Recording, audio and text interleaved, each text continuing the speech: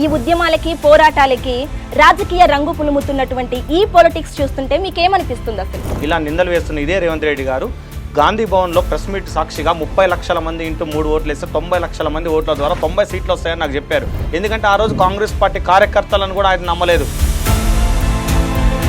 Professor Kodandaram గారితో కూడా aggressive గా మాట్లాడారు కదా. 75 సంవత్సరాల వయసులో కూడా ఆయనకి ఎమ్మెల్సీ పదవి కావాల్సి వచ్చినప్పుడు ఆయనకు ఓటేసిన 32 సంవత్సరాల వాడు ఉద్యోగానికి పనికిరాడా? ఇదెక్కడ సిద్ధాంతం? అంటే పదవి కోసమే కోదండరామ్ సార్ నిరుద్యోగులను వాడుకున్నాడా? బ్రో, ఇప్పుడు రాజకీయ పార్టీలన్నీ కూడాను జంజీ రాగం అందుకుంటున్నాయి. వాళ్ళందరూ జంజీ రాగం ఎత్తుకున్నప్పుడు వీళ్ళందరూ వాళ్ళ రాజకీయ రాగం ఎత్తుకోవాలి. రీసెంట్ గా సరూర్ నగర్ లో నిరుద్యోగుల తరపున నిరుద్యోగ సభ పెట్టినప్పుడు ఈ నిరుద్యోగులందరూ కానివ్వండి, మీరు కానివ్వండి, ఏ భరోసాతో ఏ నమ్మకంతో ఆ సభకి హాజరయ్యారు? ప్రజాస్వామ్యంలో ప్రతిపక్షాలందరినీ కలుపుకొని పోయినప్పుడే అంతిమంగా ప్రభుత్వం పైన కొట్లాడగలుగుతాం. అంతే తప్ప మేము ఏదో ఆయనకు ఓటేస్తామని ఎక్కడా ప్రకటించలేదు, ఈయనకు ఓటేస్తామని ప్రకటించలేదు, ఎక్కడ ఓటేస్తామని ప్రకటించలేదు. ఇదే కేటీఆర్ని, బట్టి విక్రమార్క, రేవంత్ రెడ్డి వీళ్ళందరూ కలుసుకున్నారు. ఇదే స్టేజ్ మీద మన నరేంద్ర మోడీ, రేవంత్ రెడ్డి కలిసి ఫోటో దిగారు. అంత మాత్రాన్ని వాళ్ళంతా మిత్రుల. ఆయన బడే బాయ్ అన్నాడు, ఈయన చోటా బాయ్ అన్నాడు. తెలంగాణ నిరుద్యోగులను ఎవరు పిచ్చోలు చేయలేదు. ముఖ్యంగా ఈ రేవంత్ రెడ్డి గారి విషయంలో చాలా జాగ్రత్తగా ఉన్నారు. ఎక్కడైతే నిరుద్యోగులు గుంపుగా ఉంటారో అక్కడ రాబందులాగా వచ్చి వాలి మా యొక్క రక్తాన్ని పీల్చుకొని ఆ యొక్క పబ్లిసిటీని చేసుకొని వెళ్ళిపోతున్నారే తప్ప నిరుద్యోగ సమస్యలను పూర్తిగా సాల్వ్ అయ్యేంత వరకు ఏదైనా ఒక పార్టీ దాని మీద కట్టుబడి ఉంటుందేమని చూద్దామని 1000 కళ్ళతోటి తెలంగాణ నిరుద్యోగులు ఎదురు చూస్తున్నారు. మీరేమో నిరుద్యోగులు బలం అంటున్నారు, మరి గాంధీ భవన్ ఏమో మిమ్మల్ని పెయిడ్ ఆర్టిస్టులు అంటారు. ఆ రోజు మాకు ఎన్ని డబ్బులు ఇచ్చారో ఈ రోజు కేటీఆర్ కూడా ఆ సభలకు వెళ్ళినందుకు మాకు అన్ని డబ్బులు ఇచ్చారు. వాళ్ళు డబ్బులు ఇచ్చిన మాట అయితే వాస్తవం, అయితే వీళ్ళు ఇచ్చిన మాట వాస్తవం.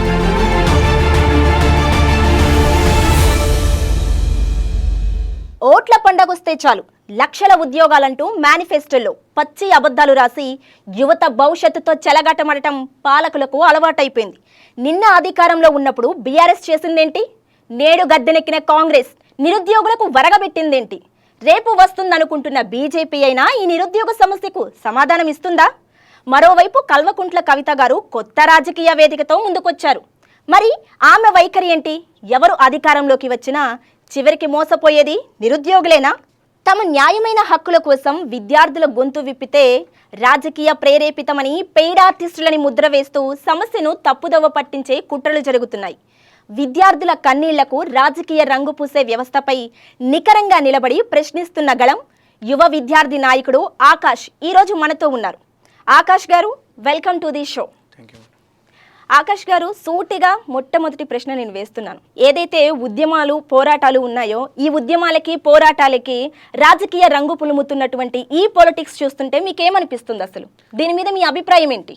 ఇచ్చిన హామీలను నెరవేర్చమని ప్రశ్నించిన ప్రతి ఒక్కరిని కూడా ఈ ప్రజాస్వామ్యంలో రాజకీయ నాయకులు తమ స్వలాభాల కోసం ఈ నిరుద్యోగుల్ని వాడుకొని అధికారంలోకి వచ్చిన తర్వాత ఈ నిరుద్యోగులని ఆ రోజు ఓట్లు వేయమన్న రోజేమో మేము దేవుళ్ళలాగా కనపడ్డాం.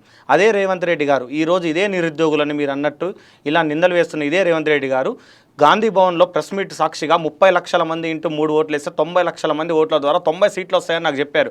ఎందుకంటే ఆ రోజు కాంగ్రెస్ పార్టీ కార్యకర్తలను కూడా ఆయన నమ్మలేదు, ఓన్లీ నమ్మింది నిరుద్యోగులని. ఆ రోజు మీరే నాకు దేవుళ్ళలాగా కనపడ్డ వాళ్ళు. ఆయన ఇచ్చిన 420 హామీలలో నిరుద్యోగులకు ఇచ్చిన 2 లక్షల ఉద్యోగాలను మేము ప్రశ్నించినందుకు ఈరోజు దెయ్యాలలాగా కనపడుతున్నాం. అంటే ఆ రోజు అధికారంలోకి రాకముందు కనపడ్డ ఈ దేవుళ్ళే నిరుద్యోగులు ఈరోజు ఆయన ఇచ్చిన హామీలను ప్రశ్నించినందుకు దెయ్యాలలాగా కనపడుతున్నాం. దీనికి ఆయన రేవంత్ రెడ్డి గారే సమాధానం చెప్పాలి. ఆకాష్ గారు, ప్రస్తుతం గవర్నమెంట్ చూసుకుంటే 7,000 నోటిఫికేషన్ అనేది విడుదల చేసింది. మరి అలాంటి నోటిఫికేషన్ విడుదల చేసినప్పుడు విద్యార్థుల నుంచి నిరుద్యోగుల నుంచి 3,000 రూపాయలు కలెక్ట్ చేయడం అనేది ఎంతవరకు కరెక్ట్ అంటారు? ఇది చాలా మంచి ప్రశ్న మేడం. దీని మీద మేము చాలా రోజుల నుంచి మాట్లాడదాం అనుకుంటున్నాం. ఇప్పుడు మేము అడిగింది 19,000 పోస్టులు, కానీ వాళ్ళు వేసింది 7,434 పోస్టులు వేశారు. అది కూడా మేము 50 రోజులు ఉద్యమ పోరాటంలో వేయటం జరిగింది.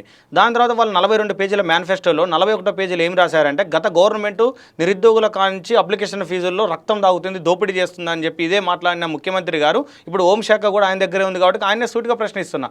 ఈ రోజు అధికారంలోకి వచ్చిన తర్వాత ఆ రోజు ₹1 అప్లికేషన్ ఫీజు తీసుకుంటా అని చెప్పిన రేవంత్ రెడ్డి గారు ఈ రోజు ఒక్కొక్క విద్యార్థి కాంచి కాంగ్రెస్ అనేది జలగా రక్తం పీల్చినట్టు పీల్చుడు ఒక విద్యార్థి కాంచి ₹3,000 వసూలు చేస్తుంది. అదే ₹3,000 దాదాపుగా 15 లక్షల అప్లికేషన్స్ వస్తే దాదాపు 30 కోట్ల రూపాయలు మా నుంచి వసూలు చేస్తుంది. అక్కడే వచ్చేస్తున్నాయి అక్కడి నుంచి వస్తున్నాయి. అదే జీతాలు మాకు ఇస్తారు రిపీటెడ్గా. కానీ మేము ఏమంటున్నాం అంటే అదే 3,000 రూపాయలు ఒక గ్రామీణ ప్రాంత విద్యార్థి దిల్సుఖ్ నగర్లో ఒక నెల రోజులు 3 పూట్ల అన్న తినొచ్చు. వాళ్ళకి ఆ 3,000 రూపాయలు ఎక్కువ కాకపోవచ్చు. కానీ ఒక నిరుద్యోగి, ఒక గ్రామీణ ప్రాంతం నుంచి వచ్చిన ఒక నిరుద్యోగి 3,000 రూపాయలతో ఒక నెల రోజులు బతకొచ్చు. ఆ రోజు నువ్వు ఇచ్చిన హామీ ₹1 నువ్వు అప్లికేషన్ ఫీజు ఇస్తాను. కానీ ఈరోజు మమ్మల్ని జలగలాగా రక్తంలాగా తాగుతుంటే ఎవరిని ప్రశ్నించాలి? భారత రాజ్యాంగం పట్టుకున్న రాహుల్ గాంధీని అడగాల, మోసగించిన రేవంత్ రెడ్డిని అడగాలో కూడా మాకు సమాధానం దొరకట్లేదు. ఇప్పుడు ఒక్కొక్క ఎమ్మెల్యేకి 4 లక్షల రూపాయల జీతం ఉంది మన తెలంగాణలో. ఆ 4 లక్షల రూపాయలతో ఆ నియోజకవర్గంలో ఉన్న కొంతమంది పేద విద్యార్థులకైనా మేము అప్లికేషన్ ఫీజు ఉచితంగా చేపిస్తామని ఎందుకు ఈ ఎమ్మెల్యేలు ముందుకు రావట్లేదు? ఈ మంత్రులు ఎందుకు రావట్లేదు? వీళ్ళ జల్సాల కోసం, వీళ్ళ కాంట్రాక్టుల కోసం, వీళ్ళు దాగే వాటర్ బాటిల్, వీళ్ళ ఖర్చుల మందం కూడా అవన్నీ ఆ నియోజకవర్గాల్లో ఉన్న పేద విద్యార్థుల కోసం ఎందుకు అప్లికేషన్ ఫీజులు పెట్టడం లేదు? లేదా ఈ ఎమ్మెల్యేలు అందరూ కలిసి కూడా మేమందరం కూడా ఫీజు తగ్గించాలి, యూపీఎస్ లాంటి ఫీజు కూడా ఒక్కరు ₹100కే ఉంది. కానీ ఇక్కడ ఏం జరుగుతుంది? వీళ్ళందరూ ఎవరు మాట్లాడకుండా, ఎవరు మాట్లాడితే వాళ్ళ యొక్క పదవుల కోసం చూసుకుంటున్నారు తప్ప ఈ నిరుద్యోగుల నుంచి ఇంత వసూలు చేస్తున్నారని ఎవరు కూడా కనీసం మాట్లాడే ప్రసక్తి లేదు. ఎందుకు మాట్లాడట్లేదు అనేది కూడా అడగట్లేదు. అడిగినా కూడా దాన్ని సీఎం దగ్గరకు చేరనివ్వట్లేదు. దీనికి సమాధానం రేవంత్ రెడ్డి గారు నిరుద్యోగుల యొక్క రూపాయి కష్టం విలువ తనకి కూడా కొడుకుండి ఒక అప్లికేషన్ ఫామ్ పెట్టుకుంటే ఈ డబ్బులు తన కష్టపడి తీసుకొస్తే ఆ 3,000 రూపాయల యొక్క విలువ రేవంత్ రెడ్డి గారికి తెలిసేది.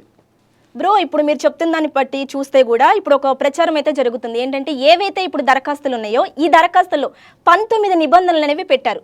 అసలు ఏంటి అవి పెట్టాల్సినంత అవసరం ఉందంటారా? అవి అవసరం లేదు. ఎందుకంటే నేను ఏమంటున్నా అంటే ఒక రాజకీయ నాయకుడు కానీ అతను అప్లై చేసేటప్పుడు 1 నుంచి 4 బీ ఫామ్లు కానీ ఒక 5 బీ ఫామ్లు కానీ వేసుకునే అవకాశం ఉంటుంది తన ఎమ్మెల్యేగా పోటీ చేయాలంటే. కానీ ఇక్కడ ఏమవుతుందంటే ఈ 19 నుంచి 20 నిబంధనలు పెట్టి ఒక 12వ తరగతి చదివిన విద్యార్థి కానిస్టేబుల్ ఎగ్జామ్ రాస్తాడు. రాసినప్పుడు అతను గవర్నమెంట్ స్కూల్లో కానీ గవర్నమెంట్ కాలేజీలో కానీ చదువుతాడు. తనకు అంత అవగాహన ఉండదు ఇంగ్లీష్ నాలెడ్జ్ మీద. కానీ నువ్వు 19 నుంచి 20 నిబంధనలు పెట్టడం ద్వారా ఇవన్నీ తను నింపాలి, ఫిల్అప్ చేయాలి. చేసిన దగ్గర ఎక్కడైతే పొరపాటు జరిగిందో దానికి కనీసం ఎడిట్ ఆప్షన్ కూడా లేదు. అంటే ఒక రాజకీయ నాయకుడికి ఏమో ఒక ఎమ్మెల్యే పదవి కోసం నిలబడుతున్న వ్యక్తికి స్క్రూటినీలో కూడా తప్పు పోతే సరిదిద్దుకునే అవకాశం ఉంది. 4-5 ఫామ్లు కూడా నింపొచ్చు. కానీ ఒక ఉద్యోగం తన యొక్క జీవితం ఆశయమైన ఒక ఉద్యోగం సాధించడానికి ఒక గ్రామీణ ప్రాంత విద్యార్థికి ఒక్కసారి తప్పు పోతే అవకాశం కల్పించలేని నిబంధనలు ఇవేమైనా రాజ్యాంగ నిబంధనలా? ఏమైనా రాజ్యాంగ సవరణ చేయాలా? మేమన్నా ఇదే డీటెయిల్స్ కరెక్ట్ అని మేము చెప్తున్నామా? అంటే నువ్వు ఒక ఎడిట్ ఆప్షన్ కూడా ఇవ్వకుండా మళ్ళీ ఎడిట్ ఆప్షన్కి మనీ పెట్టాలనే ఉద్దేశంతో ఎంతసేపటికి నిరుద్యోగుల నుంచి రక్తం దాకడానికి ఉద్దేశంతో ఉన్నది తప్ప ఈ 20 నిబంధనలు అంట. ఒకటి నాన్ క్రిమినల్ రిస్క్ అమ్మంటాడు, ఒకటి ఆధార్ కార్డ్ ఫేస్ ఐడెంటిఫికేషన్ అంట, ఒకటి ఇంకా కొన్ని నియమాలు, ఒక సర్నేమ్ కరెక్ట్గా ఉండాలంట. ఎక్కడి నుంచి ఇవన్నీ అవుతాయి? ఎక్కడి నుంచి? అదే ఒక మీ సేవా కేంద్రానికి పోయి ఇవన్నీ తీసుకొని పోయి ఒక ఫామ్ నింపాలంటే ఎంత కష్టమవుతుంది? మీరు అనొచ్చు చదువుకున్నవాడు ఇవన్నీ నింపలేడా అని చెప్పి. మరి చదువుకున్నవాడు ఇవన్నీ నింపాల్సినప్పుడు మమ్మల్ని పాలించే నాయకుడు కూడా అంతే అర్హత ఉండాలి కదా. అతను కూడా ఇన్ని నిబంధనలు పెట్టాలి కదా. మరి చదువు రానోడు ఏలుముద్రగాడేమో మమ్మల్ని పరిపాలించడానికి పనికొస్తాడు. కానీ ఒక ఇంటర్ చదువుకున్న విద్యార్థి, ఒక డిగ్రీ చదువుకున్న విద్యార్థికి ఇన్ని నిబంధనలు పెట్టినప్పుడు ఏదో ఒక పొరపాటు చేసినప్పుడు తనని ఎడిట్ చేసి కనీసం దాన్ని సరి చేసుకునే అవకాశం కూడా కల్పించని ప్రభుత్వాన్ని ఏమనాలి? అంటే ఒక చిన్న అక్షరం లెటర్ తోటి తన జీవితం కోల్పోయినట్టేనా? అంటే ఉద్యోగానికి పనికిరాడా అప్లికేషన్ ఫామ్ అంటే? అప్పటి వరకు చదువుకున్న చదువుకు అంతా కూడా వాల్యూ లేకుండా పోతుంది కదా. మరి మేమే అంటున్నాం వీళ్ళ అఫిడవిట్ ఉంది, బీఫామ్ ఉంది, బీఫామ్ మొత్తం వీళ్ళే నింపుతున్నారా? ఒక ఎమ్మెల్యేని తీసుకొచ్చి మేము ఇప్పుడు 19 నిబంధనలు, ఇప్పుడు ఇదే క్వశ్చన్ నేను అడిగాను అనుకోండి, అన్నీ అడుగుతారు చదువుకున్నవాడు అప్లికేషన్ ఫామ్ కూడా నింపలేడా అంటారు. మరి ఇదే మా అప్లికేషన్ ఫామ్ మేము నింపనప్పుడు వీళ్ళ బీఫామ్ కూడా వీళ్ళు నింపాలి కదా. ఏ ఎమ్మెల్యే అయితే ఒక బీఫామ్ కరెక్ట్గా నింపి ఒక్క తప్పు పోకుండా ఉంటాడో మేము కూడా అప్పుడే నింపుతాం కరెక్ట్గా. అంటే వాళ్ళకేమో 4-5 బీఫామ్లు నింపే అర్హత ఉంటుంది, కానీ మేమైతే నింపే అవకాశం లేదా? దీన్ని వెంటనే సవరించి ఏ విద్యార్థి అయినా చిన్న తప్పు చేసినా కూడా దానిని సరిచేసే విధానాన్ని వెంటనే ప్రభుత్వం కల్పించాలని మీ స్టూడియో ఆధారంగా డిమాండ్ చేస్తున్న ప్రభుత్వాన్ని. బ్రో, మీరు ఏవైతే పోరాటాలు లేదంటే ఉద్యమాలు కొనసాగిస్తున్నారో ఈ తరుణంలో మీకు అడుగడుగునా కూడా అడ్డంకులు సృష్టిస్తూ మీకు అడ్డంకిగా ఏర్పడుతున్నటువంటి పోలీసుల గురించి కూడా మీరు పోరాటాలు చేస్తున్నారు. అలాంటి పోలీసులైనటువంటి కానిస్టేబుల్ అభ్యర్థులకి 36 ఏళ్ళు వయో పరిమితి అండ్ ఎస్ఐకి అయితే 38 ఏళ్ళు వయో పరిమితి. దీనికోసం మీరు ప్రొఫెసర్ కోదండరామ్ గారితో కూడా అగ్రెసివ్గా మాట్లాడారు కదా. సో అలా మాట్లాడడానికి అసలు ఏంటి రీజన్ ఏంటి?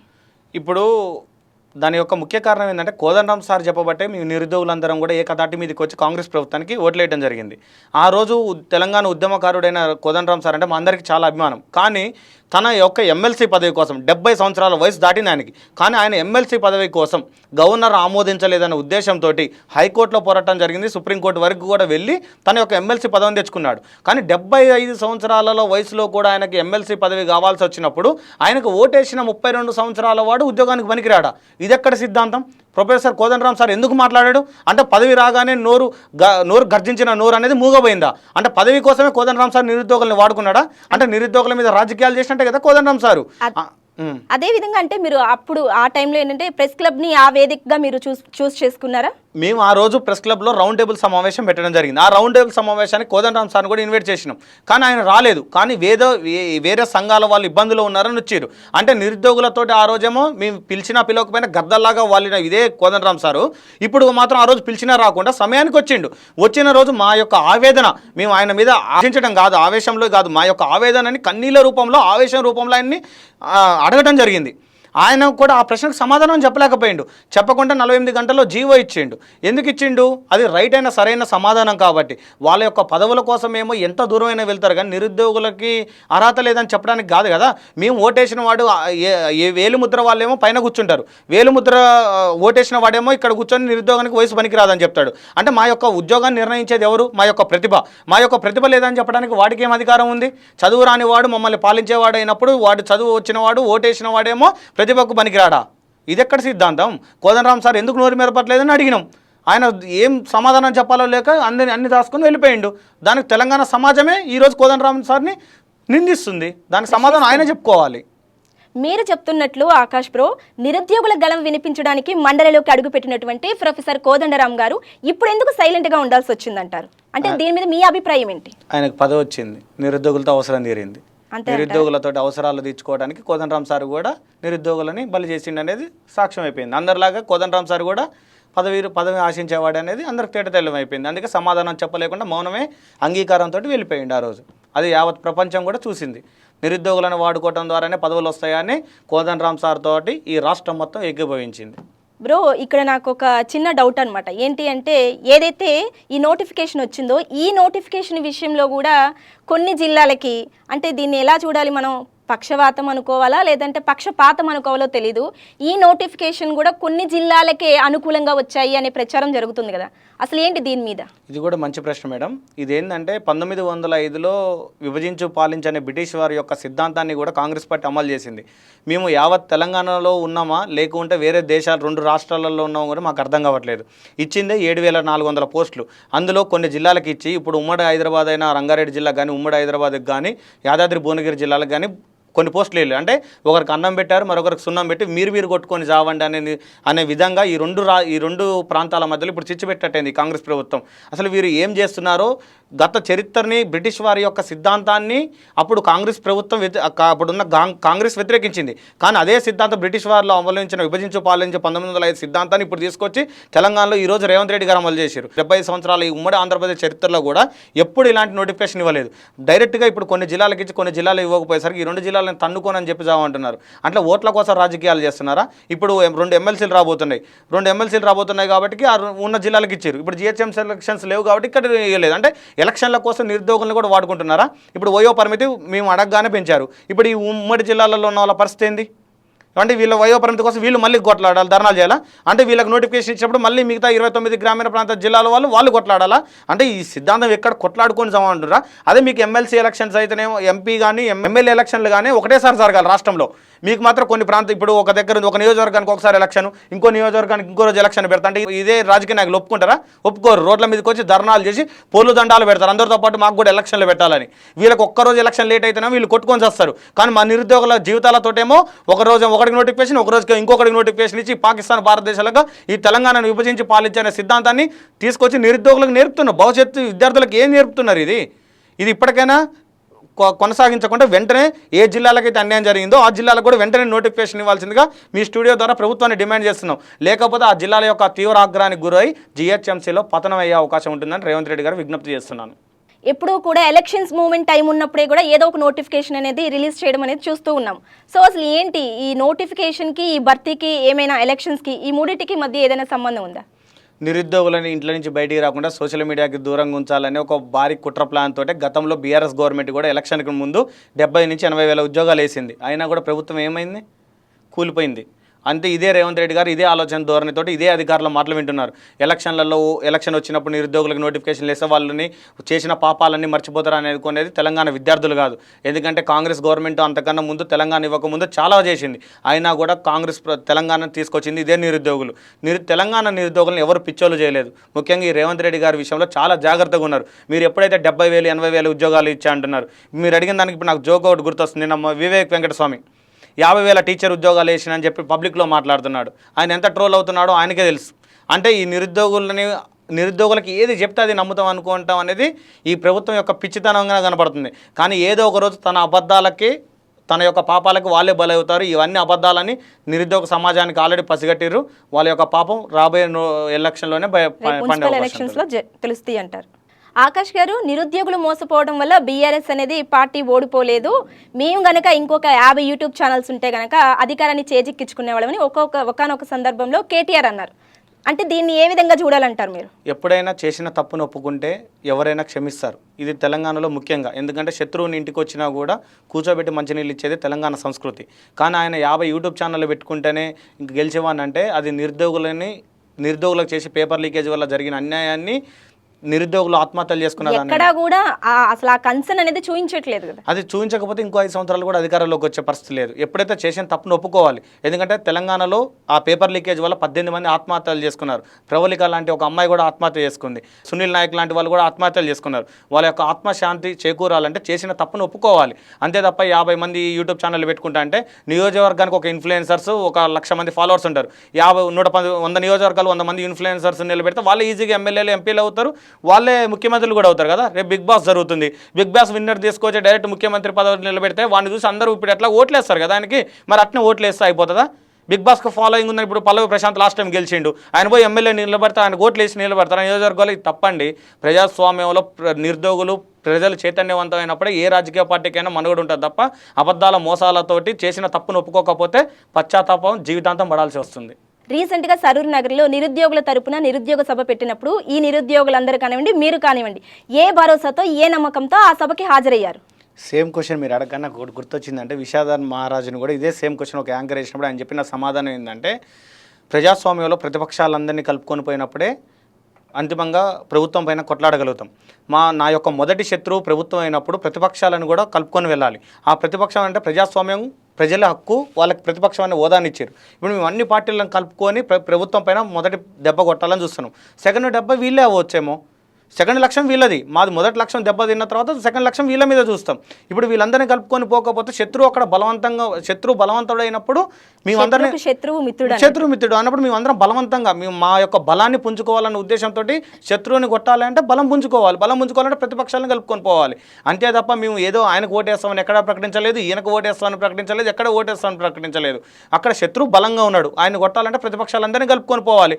నెక్స్ట్ ఆయన కొట్టిన తర్వాత నెక్స్ట్ ఎవరిని కొట్టాలనేది మేము నిర్ణయించుకుంటాం. అల్టిమేట్ కలవద్దంటానికి మాట్లాడొద్దంటానికి ఎవరు హక్కు లేదు. ఇదే కేటీఆర్ని మన బట్టి విక్రమార్కపల్లి రేవంత్ రెడ్డి వీళ్ళందరూ కలుసుకున్నారు. ఇదే స్టేజ్ మీద మన నరేంద్ర మోడీ రేవంత్ రెడ్డి కలిసి ఫోటో దిగారు. అంత మాత్రాన్ని వాళ్ళంతా మిత్రులా?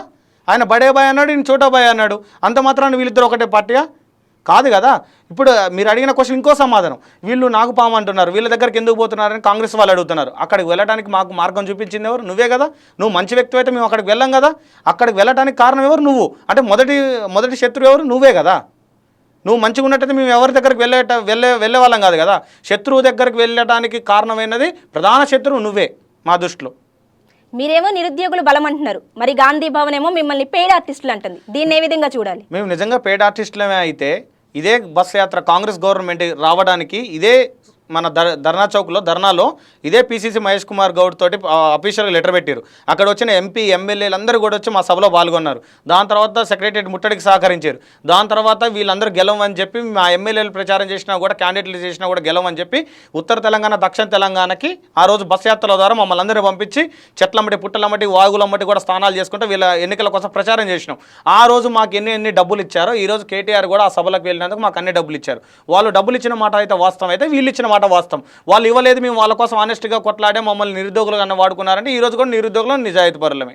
బ్రో, మీరు ఆ రోజు బస్సు యాత్ర చేశారు అంటే అది కాంగ్రెస్ని అధికారంలోకి తీసుకురావడానికి, బీఆర్ఎస్ని గద్దె దించడానికి. అంటే అదే టైంలో ఎవరైతే ఉన్నారో బీజేపీ, అంటే ఈ పేపర్ లీకేజీ టైంలో ఒక బీజేపీ నాయకుడిని పేరుని అనేది తీసుకురావడం జరిగింది. అంటే అతని ప్రస్తావన ఉందంటారా లేదంటారా అసలు ఆ ఇష్యూలో? ఈ స్టోరీ మొత్తం ఏమవుతుందంటే ఒకరేం పేపర్ లీక్ చేశారని వాళ్ళని అంటారు, వీళ్ళేమో పేపర్ లీక్ చేశారని వీళ్ళు అంటారు. ఇప్పుడు బీఆర్ఎస్ వాళ్ళు ఏమంటారు, అప్పుడు ఇతను బీజేపీ వాళ్ళు కూడా పేపర్ లీక్ చేశారని ఒక ఎంపీ గారిని అన్నారు. ఇతను ఏమన్నారు, వీళ్ళు 18 పేపర్ లీక్ చేశారని వీళ్ళు అన్నారు. వీళ్ళందరూ పేపర్ లీక్ చేసిరన్న ఉద్దేశంతో మేము బస్ యాత్ర చేసి కాంగ్రెస్ ప్రభుత్వాన్ని అధికారంలోకి తీసుకొచ్చినాం. వీళ్ళిద్దరూ ఇప్పుడు ఈయన 18 పేపర్ లీక్ చేసిన ఈయన పట్టుకోలేదు, అధికారంలోకి రాకముందుకేమో నేను అందరిని బొక్కలేస్తా, సిబిఐ ఎంక్వైరీ చేస్తా అని చెప్పిన వ్యక్తి ఏమో ఇతన్ని అరెస్ట్ చేయలేదు.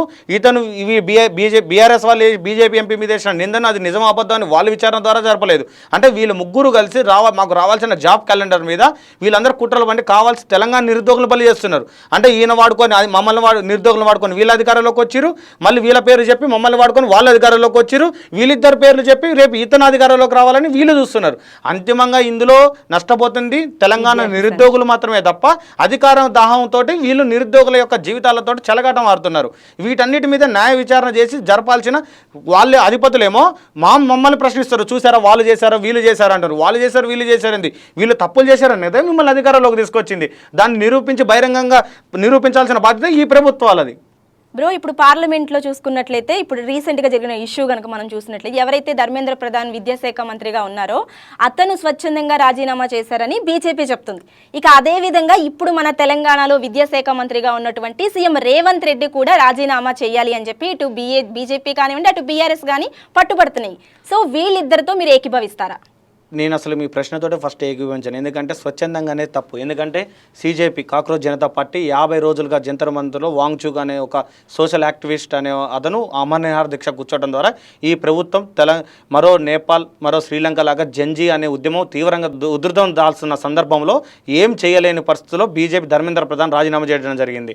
ఎందుకంటే 18 సార్లు వీళ్ళు నీట్ పేపర్ దొరికిన క్షణంలో కూడా వీళ్ళు రాజీనామా చేయకపోతే నిరుద్యోగులందరూ కూడా జంతర్ మంతర్ వద్దకు వెళ్ళి 50 రోజులు కఠినంగా దీక్ష చేసి వాళ్ళ యొక్క ప్రభుత్వం యొక్క పోరాట పటిమ అంటే నిరుద్యోగుల యొక్క పోరాట ఫలితం ద్వారానే ధర్మేంద్ర ప్రధాన్ అనే వ్యక్తి రాజీనామా చేశాడు తప్ప స్వచ్ఛందంగా చేయలేదు. అలాగే ఇక్కడ ఉన్న రేవంత్ రెడ్డి కూడా రాజీనామా చేయాలి. ఎందుకంటే టీజీపీఎస్ పేపర్లు రోడ్డు పైన చిత్తు కాగితాలాగా దొరుకుతున్నాయి. అంటే రోడ్ల మీద చెత్తకుప్ప ఎంతోమంది తెలంగాణ యొక్క నిరుద్యోగుల యొక్క భవిష్యత్తుని చెత్తకుప్పలాగా తిరుగుతున్న రేవంత్ రెడ్డి కూడా వెంటనే రాజీనామా చేయాలి. తర్వాత అలాగే తెలంగాణలో పోలీసు అభ్యర్థులను దిల్చిన పోరాడుతుంటే ఎండ్రిందా ఎగ్జామ్ అని చెప్పిండు. అలాంటి ముఖ్యమంత్రి ఎందుకు విద్యాశాఖ మీద కానీ హోంశాఖ మీద కానీ పట్టులేని వ్యక్తి ఆ పదవిలో ఉండటం ద్వారా తెలంగాణలో నిరుద్యోగులకి తీవ్ర ఇబ్బందులు గురవుతున్నాయి. వెంటనే ఆ శాఖలు కూడా వేరే వాళ్ళకి ఇవ్వాలి. ఆయన వాళ్ళు వీళ్ళని పట్టుబడటం వీళ్ళని పట్టుబడటం తప్ప వీళ్ళు కొట్లాడుకుంటారు కానీ మా యొక్క నిరుద్యోగ సమస్యలు తీర్చే నాదుడే లేదు. అసలు నిరుద్యోగ సమస్యలపైన ఏదైనా ఒక పార్టీ స్టాండ్ తీసుకొని మేము చచ్చిపోయేంత వరకు అయినా కూర్చుంటాం కానీ నిరుద్యోగ సమస్యలపైన ఈ సమస్యలు తీరాలని ఎందుకు కొట్లాడట్లేదు? మేము మొన్న దిల్షునగర్లో సమస్య పెట్టినాం పోలీస్ సమస్యలపైన. కానీ పోలీస్ సమస్యలపైన ప్రతి ఒక్కరు వచ్చి సంఘీభావం తెలిపి ఊరికి ఇంటికి అత్తగారింటి కోడలు అది అమ్మగారింటి కోడలు వచ్చిపోయారు తప్ప ఆ సమస్య తీరేంత వరకు నేను ఇక్కడనే కూర్చుంటా నా ప్రాణ త్యాగమైనా చేస్తామని ఎందుకు ప్రకటించట్లేదు? అంటే వీళ్ళ యొక్క ఎక్కడైతే నిరుద్యోగులు గుంపుగా ఉంటారో అక్కడ రాబందులాగా వచ్చి వాలి మా యొక్క రక్తాన్ని పీల్చుకొని ఆ యొక్క పబ్లిసిటీని చేసుకొని వెళ్ళిపోతున్నారే తప్ప నిరుద్యోగ సమస్యలను పూర్తిగా సాల్వ్ అయ్యేంత వరకు ఏదైనా ఒక పార్టీ దాని మీద కట్టుబడి ఉంటుందేమని చూద్దామని 1000 కళ్ళతోటి తెలంగాణ నిరుద్యోగులు ఎదురు చూస్తున్నారు. ఆ రోజులు ఎప్పుడు వస్తాయో తెలంగాణ సమాజాన్ని ప్రశ్నించాల్సి వస్తుంది. బ్రో, ఇప్పుడు రాజకీయ పార్టీలన్నీ కూడాను జంజీ రాగం అందుకుంటున్నాయి. 20 నుంచి 25 ఏళ్ల వయసున్న యువత గురించే. మరి 36 ఏళ్ల వయసున్న నిరుద్యోగ యువతల పరిస్థితి ఏంటి? వాళ్ళందరూ జంజీ రాగం ఎత్తుకున్నప్పుడు వీళ్ళందరూ వాళ్ళ రాజకీయ రాగం ఎత్తుకోవాలి. ఎప్పుడైతే వీళ్ళందరూ జంజీలోనే ఓట్లుగా మలుచుకోవాలని చూస్తున్నప్పుడు ఈ 36 సంవత్సరాలు దాటిన వాళ్ళందరూ కూడా రాజకీయ నాయకుల యొక్క పొజిషన్స్కి వెళ్ళాలి. అంటే వీళ్ళు కూడా రాజకీయాలలోకి వస్తేనే అప్పుడు వీళ్ళు ఎత్తుకున్న రాగానికి అర్థం దొరుకుతుంది అన్నమాట. బ్రో, తెలంగాణలో ఒక్క నిరుద్యోగ యువతి కూడా లేకుండా చేస్తామని బీజేపీ అంటుంది. అంటే ఒక్క అవకాశం ఇవ్వమని అడుగుతుంది. మీరు ఇస్తారా? నేను ఒక్కరిని ఇచ్చే అవకాశం కాదు, ఎవరు ఇవ్వరు. తెలంగాణలో ఈ పార్టీలన్నిటికీ కూడా అధికారాలు ఇవ్వడం ద్వారా నష్టపోయింది నిరుద్యోగులే. ఏదైనా కొత్త శక్తి అనేది తెలంగాణలో వస్తుందేమో అని చెప్పి అందరూ ఎదురు చూస్తున్నాం తప్ప ఈ పార్టీకి ఓటేయాలి ఆ పార్టీకి ఓటేయాలి ఆ పార్టీకి ఓటేయాలని మేము ఎవరు నిర్ణయించలేదు. ఎందుకంటే దేశంలో కూడా నిరుద్యోగ సమస్యలు అనేది పెరిగిపోయింది. ఈ బీజేపీ ప్రైవేట్ సెక్టార్ని ఎక్కువగా ప్రోత్సహిస్తుంది. ఈ తెలంగాణలో కూడా ఏం న్యాయం చేస్తుంది? ఇంతవరకు నిరుద్యోగుల పక్షాన ఏది స్టాండర్డ్గా తీసుకొని కొట్లాడింది? గ్రూప్ 1 విషయంలో జీవో 29 ఉంది. అది సుప్రీంకోర్టు వరకు వెళ్ళినప్పుడు ఏ బీజేపీ పార్టీ మాత్రం దాని మీద స్టాండర్డ్గా కూర్చొని నిర్ణయించింది. ఈ బీఆర్ఎస్ గవర్నమెంట్ జీవో 46 తీసుకొచ్చింది.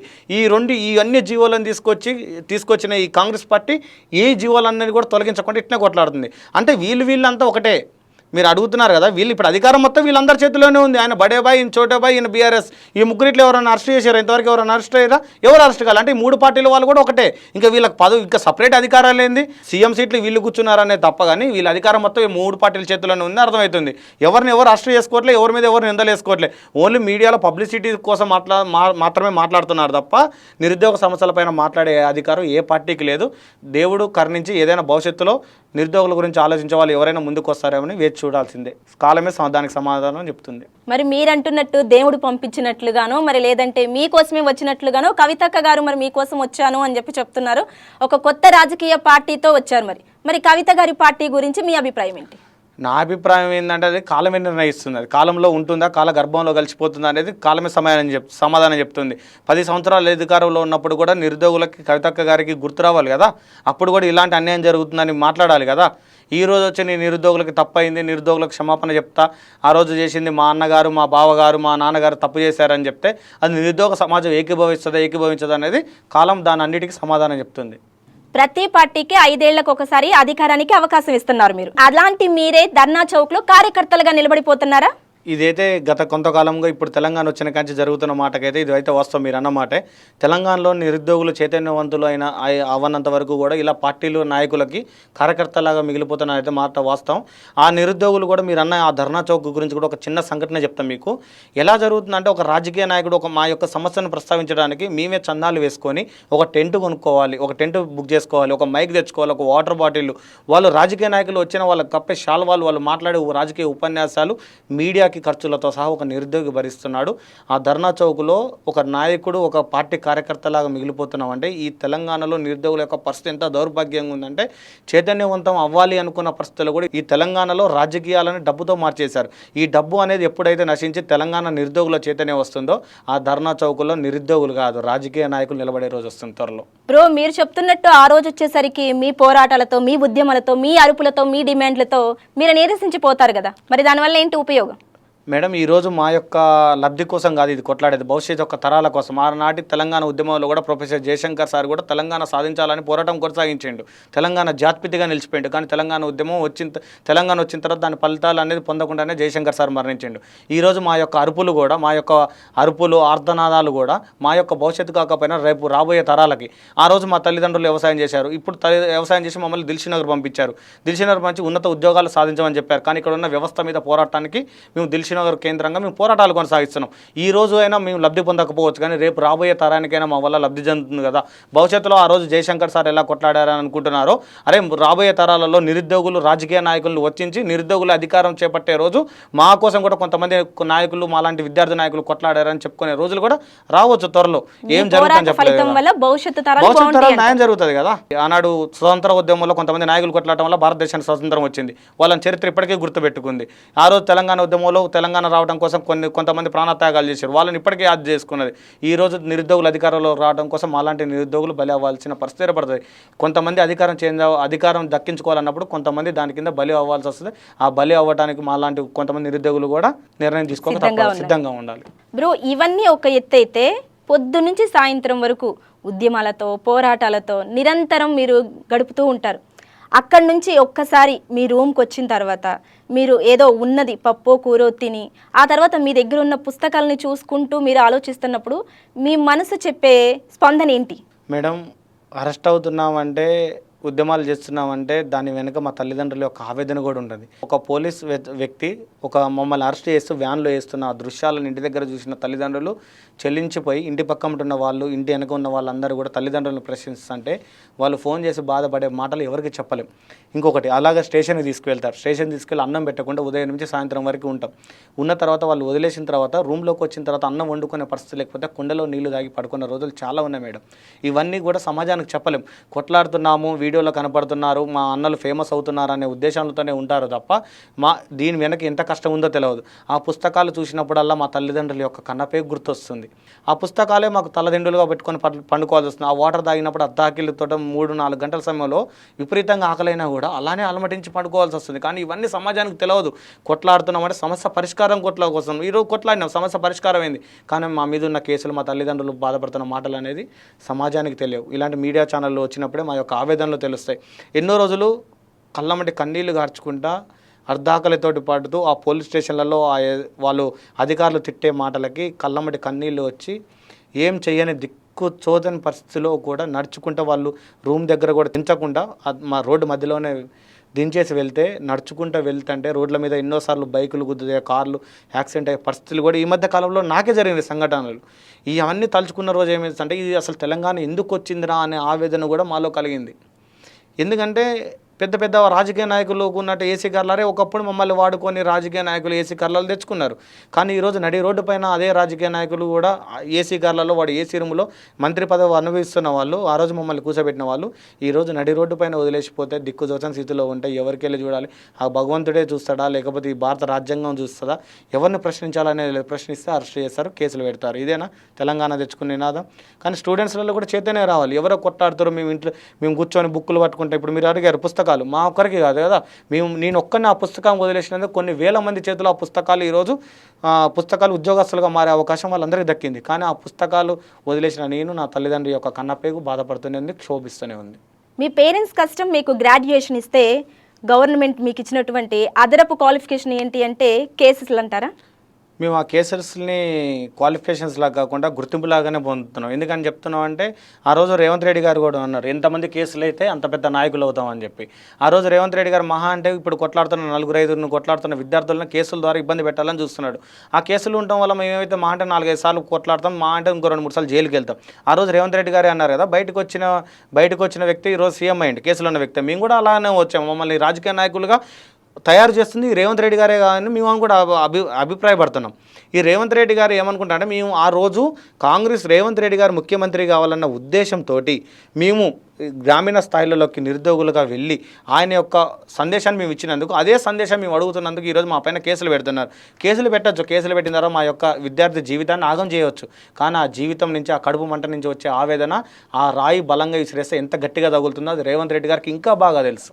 అయితే నిరుద్యోగుల పొలిటికల్ ఎంట్రీకి స్ఫూర్తిదాయకం సీఎం రేవంత్ రెడ్డి అంటారా? అవును, ఎస్, కరెక్టే. రేవంత్ రెడ్డి గారు మాకు అందరికీ ఆదర్శం. ఎందుకంటే 87 కేసులు ఉన్న రేవంత్ రెడ్డి గారు సీఎం అవగానే ఒక చదువుకున్న గ్రాడ్యుయేట్ అయినా నేను డిగ్రీ చదివిన వ్యక్తిని మేమెందుకు సీఎం కాకూడదు అనే ఉద్దేశం రేవంత్ రెడ్డి గారే కల్పిస్తుంది కదా. మా మీద ఆయన మీద 87 కేసులు ఉన్న రేవంత్ రెడ్డి గారు సీఎం అయ్యిండు, మేము ఎందుకు కాకూడదు? ఎప్పుడైతే ప్రశ్నిస్తామో ఆ ప్రశ్నని అణగదొక్కాలని చూసినప్పుడు అక్కడి నుంచి ప్రశ్నించే గొంతు కంపల్సరిగా అధికారంలోకి రావాలనే చూస్తుంది కదా. మేము అడిగిన సమస్యలు అనేది రేవంత్ రెడ్డి గారు తీర్చడం ద్వారా మేము విద్యార్థులుగానే మిగిలిపోతాం. ఎప్పుడైతే ఆ సమస్యను తొక్కేయాలని చూస్తావో అది నీ యొక్క పతనానికే నాంది పలుకుతుంది. ఎక్కడ ఎన్నిక జరిగినా నిరుద్యోగుల తరపున ఒకటే నామినేషన్ వెళ్ళింది ఇప్పటి వరకు. కానీ ఇప్పుడు ఏవైతే జరగబోతున్నాయో ఎమ్మెల్సీ ఎన్నికలు, వీటికి నిరుద్యోగులు నామినేషన్స్ వేసే అవకాశం ఉందా? తప్పకుండా ఉంది మేడం. ఎప్పుడు అవకాశం దొరుకుతుందనే నిరుద్యోగులు అందరూ చూస్తున్నారు. మీరు అన్నది ఒక్క నామినేషన్ ఏంటంటే, మేము ఒక్కరినే నిలబెడితే మా యొక్క బలం అందరి బలాలు ఒక్క వ్యక్తి దగ్గరికి చేకూర్చాలనే ఉద్దేశంతో ఒక్కొక్క నామినేషన్ ఒక్కొక్క దగ్గర వేస్తున్నాం. కానీ ఈసారి అలా ఉండదు.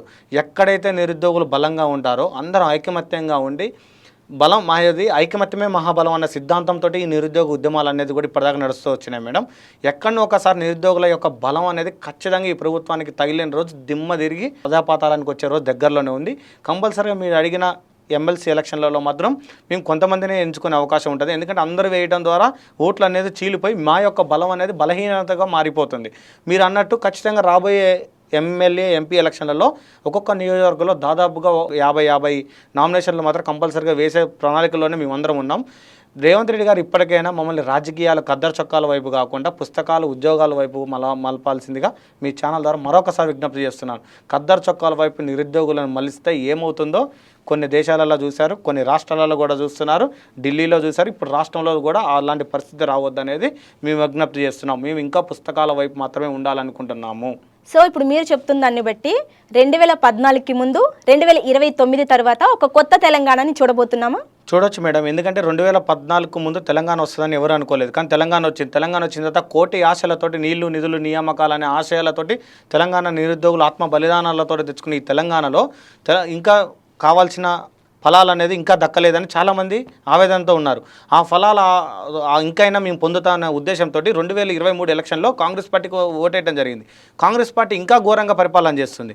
దీని ద్వారా ఇవన్నీ రాజకీయ పార్టీలను ఎవరిని కూడా నమ్మే పరిస్థితి లేనప్పుడు 2009లో ఖచ్చితంగా ఇప్పుడు తమిళనాడులో కొత్త రక్తం అనేది ఎవరు ఊహించిన పరిస్థితుల్లో టీవీకే విజయ్ గారు సీఎం అయ్యారు.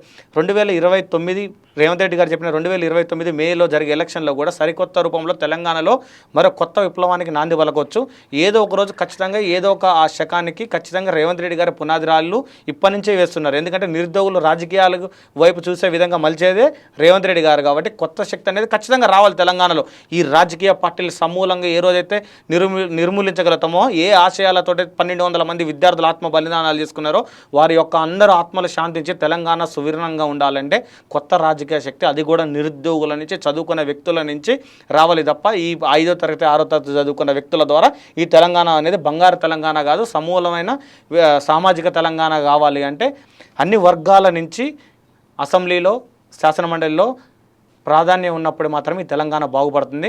అందులో చదువుకున్న వాళ్ళు అధికారంలో ఉండాలని మేమందరం బలంగా కోరుకుంటున్నాం. దానికి ఖచ్చితంగా త్వరలో నాంది కూడా పలకబోతున్నాం. ఇంత జరుగుతున్న జాబ్ క్యాలెండర్ మీద మీకు ఇంకా ఆశ ఉందంటారా, లేదంటే భవిష్యత్తులో మీరు ఎలాంటి కార్యాచరణ చేపట్టబోతున్నారు? మాకు ఈ జాబ్ క్యాలెండర్ మీద కన్నా ఇయర్ క్యాలెండర్ మీద ఎక్కువ నమ్మకం ఉంది. ఎందుకంటే జాబ్ క్యాలెండర్ వస్తుందో లేదో తెలియట్లేదు, కానీ ఇయర్ క్యాలెండర్ మాత్రం పక్కా వస్తుంది, జరిగిపోతుంది. ఇప్పుడు 3 క్యాలెండర్లు చినిగిపోయినాయి తప్ప ఈ జాబ్ క్యాలెండర్ మాత్రం ఇంకా అసలు ఎక్కడుందో లేదు. జాబ్ క్యాలెండర్ ఇచ్చారు కానీ జాబ్లెస్ క్యాలెండర్, అంటే కోడిని ఆడబెట్టారు కానీ చికెన్ వండకుండా తినమన్నట్టు ఉంది ఆడ. ఇది కోడిని ఏలాడదీసి అట్లా ఏదో సినిమాలు ఉంటుంది కదా, కోడిని ఏలాడదీసారు కానీ అది తినాలా వద్దా అనేది ఇంకా చెప్పలేదు. ఇంకా అసలు ఈ రేవంత్ రెడ్డి గారు ఏంటంటే ఆ కోడిని కూడా ఏలాడదీయకుండా ఓన్లీ దారం ఒకటే కట్టి అక్కడ కోడి ఉంది చూడు అని చెప్పినట్టే ఈ జాబ్ క్యాలెండర్ కూడా ఉంది. ఎందుకంటే జాబ్ క్యాలెండర్ అని ప్రకటించారు కానీ అందులో జాబులు లేవు, డేట్లు లేవు, ఎప్పుడు జరగలేదు. ఇంకో 2 సంవత్సరాలు అయితే ఆయన క్యాలెండర్ కూడా చినిగిపోయే పరిస్థితి వస్తుంది. ఇదంతా చూస్తుంటే అసలు ఎందుకు ఈ ప్రభుత్వానికి ఓట్లు వేసామా, ఎందుకు నిజంగా వాళ్ళన్న కూర్చొని మాట్లాడుతున్నప్పుడు, నిజంగా క్యాబినెట్లో చాయ్ బిస్కెట్ తింటున్నప్పుడు కూడా మేము మాట్లాడే మాటలు ఈ జనాలు నవ్వుతున్నారా ఏడుస్తున్నారా, అసలు మేము చెప్పే వాస్తవాలని కనీసం వాళ్ళన్నా ఆత్మ పరిశీలన ఎందుకు చేసుకోవట్లేదు అనేది మాకు ఇంకా అర్థం కావట్లేదు. నిజంగా ఇప్పుడు ఒకళ్ళిద్దరు మాట్లాడేది కొన్ని వేల మంది ఉన్నారు. ఈ ఇంటెలిజెన్స్ రిపోర్ట్ కూడా నాకు తెలిసి ఏమవుతుందంటే ఈ రేవంత్ రెడ్డి గారిని ఓడగొట్టాలని ఇంటెలిజెన్స్ రిపోర్ట్ మొత్తం కంకణమై కట్టుకుందా, లేదా వీళ్ళంతా కూడా కేటీఆర్ కన్సర్న్లో పనిచేస్తూ వీళ్ళందరికీ నెగిటివ్ రిపోర్ట్ ఇస్తున్నారో అర్థం కావట్లేదు మేడం. ఆకాష్ గారు, పోలీస్ అభ్యర్థుల కోసం 50 రోజులుగా దిల్సుఖ్ నగర్ వేదికగా మీరు పోరాటం చేశారు. అసలు ఒక్క మాటలో దీని గురించి ఏమైనా చెప్పాలి అంటే మీరు ఏం చెప్తారు? మేడం, అసలుకి దిల్సుఖ్ నగర్ కేంద్రంగా ఈ ఉద్యమాలు ఎట్లా స్టార్ట్ అయ్యాయంటే గత కాంగ్రెస్ గవర్నమెంట్ అధికారంలోకి వచ్చిన తర్వాత పోలీస్ డిపార్ట్మెంట్లో 17,000 ఉద్యోగాలు, 14,000 ఉద్యోగాలు, 13,000 ఉద్యోగాలు, 19,000 ఉద్యోగాలు ఉన్నాయని పేపర్ స్టేట్మెంట్ల ద్వారా ఇచ్చితే కోటి ఆశలతోటి తెలంగాణలో ఉన్న విద్యార్థులందరూ కూడా మా యొక్క భవిష్యత్తుకి పోలీస్ ఉద్యోగం సాధించాలి, ఒంటిపైన యూనిఫామ్ వేయాలి, నెత్తిపైన టోపీ పెట్టుకోవాలన్న గంపడి ఆశలతోటి తల్లిదండ్రుల యొక్క దీవెనలు తీసుకొని దిల్సుఖ్ నగర్లో అడుగుపెట్టడం జరిగింది. కానీ అడుగుపెట్టిన మరుక్షణమే 2025 డిసెంబర్ 31వ తారీఖు డీజీపీ శివధర్ రెడ్డి గారు యాన్యువల్ మీటింగ్లో 17,000 ఖాళీలు ఉన్నాయని చెప్పడం జరిగింది. తర్వాత కొత్తగా వచ్చిన సివి ఆనంద్ గారు 2026 మార్చిలో 19,000 ఖాళీలు ఉన్నాయని చెప్పడం జరిగింది. కానీ ఆ 19,000 ఖాళీలు జూన్ 2వ తారీఖు రిలీజ్ చేస్తామని చెప్తే ఇంటి దగ్గర ఉన్న తల్లిదండ్రుల దగ్గర ఉన్న డబ్బులన్నీ తీసుకొచ్చి కోచింగ్ సెంటర్లో కట్టిన మేము జూన్ 2వ తారీఖు చావు కబుర్ సల్లగా చెప్పినట్టు 5,000 పోస్టులు మాత్రమే మేము ఇప్పుడు వేస్తాం, ఆర్థిక శాఖ ఆమోదం 5,000 పోస్టులు మాత్రమే చెప్పింది. కానీ ఆర్థిక శాఖ ఆమోదం ఎందుకు తెలుపుతుందండి మేడం?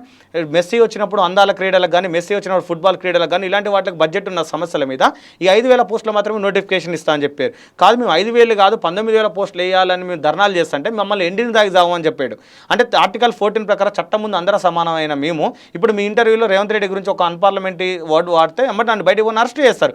కానీ ఇదే రేవంత్ రెడ్డి గురించి మమ్మల్ని ఎండిని దాగమని చెప్పినప్పుడు నేను పోయి కేసు పెడతా అంటే పోలీసులు తీసుకోరు. అంటే మేము ఓటేస్తే అధికారంలోకి వచ్చిండు, కానీ మమ్మల్ని తిడితేనే మేము కేసు పెట్టకూడదు. ఓటేయడం ద్వారా అధికారంలో వచ్చిన అతను చలమణి ఓటేసిన వాడికి మాత్రం ఎలాంటి అధికారం లేకుండా ఇది ఎక్కడి రాజ్యాంగం?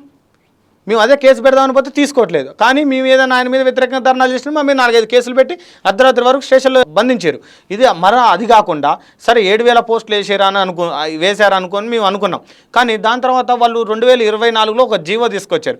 కేసీఆర్ 32 సంవత్సరాలు వయో పరిమితి ఇచ్చినప్పుడు నేను అంతకన్నా గొప్పవాడిని కావాలనుకుని ఈ రేవంత్ రెడ్డి గారు ఏం చేశారంటే జీవో నెంబర్ 31 ద్వారా 34 సంవత్సరాలు జైలు చేశారు. అంటే 2024 ఫిబ్రవరి 20 నుంచి 2026 ఫిబ్రవరి 20 వరకు ఒక్క నోటిఫికేషన్ కూడా లేదు. అంటే ఆ జీవోని తీసుకెళ్ళి మీ మ్యూజియంలో పెట్టుకోవాలా? ఆ కాల పరిమితిలో నువ్వు ఒక్క నోటిఫికేషన్ వేయలేదు. నోటిఫికేషన్ వేయకపోతే మా పరిస్థితి ఏమిటి? మీ ఎలక్షన్లు ఏమో కరెక్ట్గా 5 సంవత్సరాలకు ఒక్కరోజు కూడా ఎన్నికకి ముందుకు జరగకుండా మీరు జరుపుకుంటారే. మరి మీరు ఇచ్చిన జీవోల ప్రకారం మాకు నోటిఫికేషన్ లేకపోతే మా పరిమితి ఏంది? అదొకటి అడుగుతున్నాం. కాటికి కాళ్ళు చాపి శవం అయి నేను చచ్చిపోయేటప్పుడు కూడా నేను కట్టె మీద కాలుతున్నప్పుడు కూడా నాకు పదవి కావాలి, నేను పదవి ఉంటేనే చచ్చిపోతా అనే రాజకీయ నాయకులు ఉన్నంత కాలం వీళ్ళేమో 70-80 సంవత్సరాల వరకు అధికారం ఉండొచ్చు, కానీ 32 సంవత్సరాలు దాటినోడే వయో పరిమితి లేదు. మేము అదే వయో పరిమితి గురించి అడిగితేనేమో మీరు పెయిడ్ ఆర్టిస్టులు ఉద్యోగులు వయో పరిమితులు అంటున్నారు.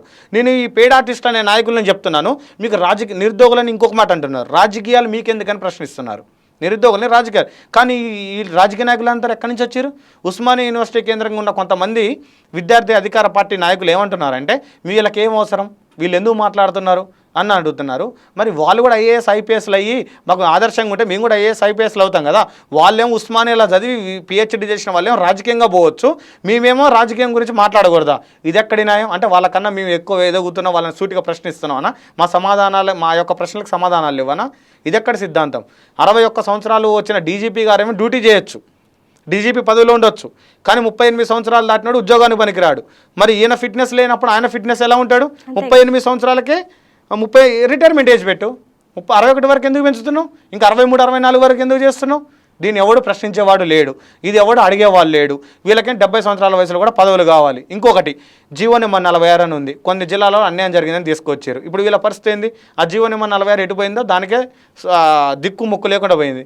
ఇంకోటి కొన్ని జిల్లాలకు ఉద్యోగాలు వేశారు, కొన్ని జిల్లాలకు ఉద్యోగం వేయలేరు, అంటే ఒకటి అన్నం పెట్టి ఒకటి సున్నం పెట్టే పరిస్థితి తీసుకొచ్చారు. ఈ జిల్లాల మధ్యలో స్విచ్ పెట్టే కార్యక్రమం చేస్తున్నారు. వీళ్ళ కోట్లు అంటే ఎలక్షన్స్ ఎక్కడ ఉంటేనే అక్కడ నోటిఫికేషన్లు వస్తాయి. కింద మీరు అడిగిన ప్రశ్నకి ఎలక్షన్స్ ఎక్కడ ఉంటే అక్కడ నోటిఫికేషన్స్, ఎలక్షన్స్ ఎక్కడ లేకపోతే అక్కడ నోటిఫికేషన్స్ లేవు. అంటే ఇక్కడ ఒక దగ్గరేమో ఒకటికి ఆకలితో కడుపు పెడతారు, ఒకటేమో పస్తున పెడతారు. ఎక్కడ ఈ సిద్ధాంతం? ఇలానే గతంలో జరిగిన లాంగ్ జంప్ ఈవెంట్స్ ఇదే రేవంత్ రెడ్డి గారు సోమాజిగూడ ప్రెస్ క్లబ్కి వచ్చి ధర్నా చౌక్కి వచ్చి ఈ బోర్డు చైర్మన్ని తొలగించాలి, ఈ 1600 మీటర్ని తొలగించాలి, ఈ లాంగ్ జంప్ సమస్యను తొలగించాలని ఇదే రేవంత్ రెడ్డి గారు ఒక ఇంటర్వ్యూలో ఒక టీవీ ఛానల్తో మాట్లాడారు. కానీ ఇదే రేవంత్ రెడ్డి గారు అదే బోర్డు చైర్మన్ కొనసాగిస్తూ అవే నిబంధనలు కొనసాగించారంటే అధికారంలోకి రాకముందు ఒక మాట, అధికారంలోకి వచ్చిన తర్వాత ఇంకొక మాట మాట్లాడుతున్న ఇతన్ని ఏమనాలి, ఏ విధంగా విమర్శించాలి? ఇదే క్వశ్చన్ చేస్తేనేమో పార్టీ పెయిడ్ ఆర్టిస్ట్లా? మీరు ఆ రోజు అబద్ధాల ద్వారా నిరుద్యోగుల యొక్క శవాల మీద రాజకీయాలు చేసి మీరు అధికారంలోకి వచ్చిన మీరేం మాట్లాడి నిజాలా? ఇది ఎక్కడ సిద్ధం? కాలమే అన్నిటికీ సమాధానం చెప్తుంది మేడం. అధికార మతంతో మాట్లాడుతున్న ప్రతి ఒక్కరిని కూడా అధోపాతాలానికి దేవుడు ఎప్పుడు చూస్తూనే ఉంటాడు. ఈ రోజు అధికారం ఉందని చెప్పి నేను ఏది మాట్లాడితే అది చలామల్లి అంటే సోషల్ మీడియాలో మీరు అన్న జంజీలు ఈరోజు అంత ఆశామాషిగా చూస్తున్నారు కదా, ఇట్లా మాట్లాడితే అట్లా సాయంత్రం వరకు గ్రామీణ స్థాయికి వెళ్తుంది. కన్న తల్లిదండ్రులను మోసం చేసినట్టు కాదు, వీళ్ళని మోసం చేసినట్టు కాదు, ప్రజలను మోసం చేసినట్టు కాదు. రేవంత్ రెడ్డి గారు ఒకన్నారు ఎవడెక్కువ మోసాలు చేస్తే వాళ్ళే అధికారంలోకి వస్తారని చెప్పారు. కానీ ఆ మోసాలు కూడా పాపాల భైరవుడి పాపం పండే రోజు కూడా వచ్చిందని మనం మా పురాణాలలో చదువుకున్నాం. ఈరోజు రేవంత్ రెడ్డి గారికి కూడా అదే సమస్య వస్తుంది. మా వెంటనే నిరుద్యోగ సమస్యలను తీర్చి మరొకసారి నువ్వు 10 సంవత్సరాలు కాదు 20 సంవత్సరాలు ఉండు, కానీ మా యొక్క నిరుద్యోగ సమస్యలను తీర్చు. నిరుద్యోగులని దెయ్యాలలా కాకుండా దేవులలాగా చూసి ఆ రోజు నిన్ను అధికారంలోకి రావడం కోసం మేము ఎంత కష్టపడ్డామో గుర్తించి పిలిచి మాట్లాడమని విజ్ఞప్తి చేస్తున్నాం. నిరుద్యోగులని రాజకీయాల వైపు ఖద్దరు చొక్కాల వైపు చూడనియొద్దని రేవంత్ రెడ్డి గారిని మీ ఛానల్ ద్వారా విజ్ఞప్తి చేస్తున్నాం మేడం. థ్యాంక్ యూ ఆకాష్ గారు, మీ విలువైన సమయాన్ని మా క్యాటీ కనెక్ట్స్కి కేటాయించినందుకు. సో చూసారు కదా ఫ్రెండ్స్, నిరుద్యోగుల యొక్క ఆవేదన, పోరాటం, ఆకలి కేకలు. అదేవిధంగా నిరుద్యోగుల యొక్క కలల ఆకాంక్షలతో కూడుకున్నటువంటి జాబ్ క్యాలెండర్ ఇప్పటికైనా ప్రభుత్వం తీసుకురావాలని మనస్ఫూర్తిగా ఆశిద్దాం.